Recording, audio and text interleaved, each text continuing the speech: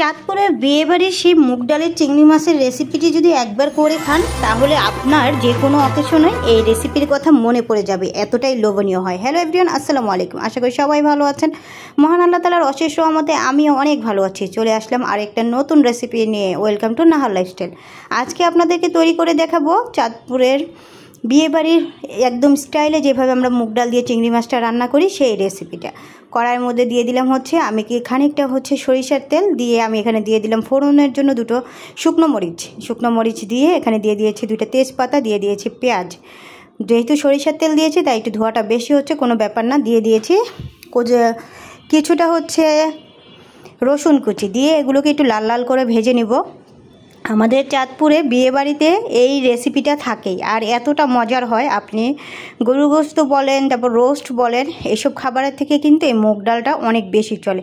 প্রত্যেকটা এলাকায় কিছু না কিছু ঐতিহ্যবাহী একটা খাবার আছে, তো আমাদের চাঁদপুরে এই খাবারটা কিন্তু অনেকটাই ঐতিহ্যবাহী। রিসেন্ট আমি বিয়েতে যখন গিয়েছিলাম তখন আমি একদম বাবুর্চি মামাদের থেকে দেখেছিলাম রেসিপিটা কিভাবে করে, তো এত ভালো লেগেছে। আমি বাসায় যতবারই ট্রাই করি অনেক মজার হয়। তো এরপর দিয়ে দিয়েছি চিংড়ি মাছগুলো, দিয়ে দিয়েছি খানিকটা হলুদের গুঁড়ো, মরিচের গুঁড়ো আপনারা আপনাদের পরিমাণ মতন দিয়ে দিবেন।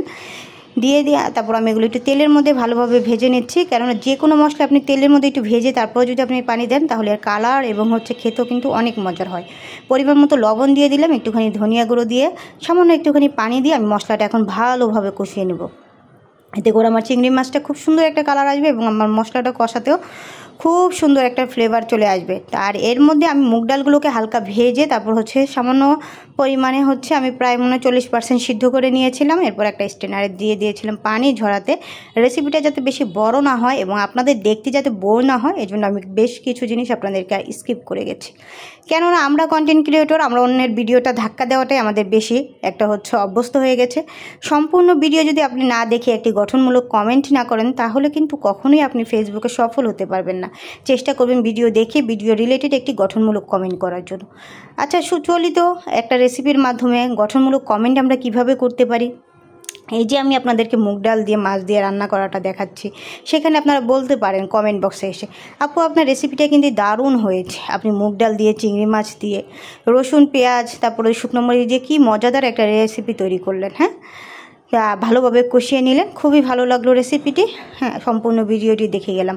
এতে করে আপনি যখন কমেন্টটা রেখে যাবেন, আপনার কমেন্ট বক্সে যারা আসবে তারা কিন্তু দেখে মনে করবে যে হ্যাঁ অবশ্যই আপনি একজন ভালো কন্টেন্ট ক্রিয়েটর।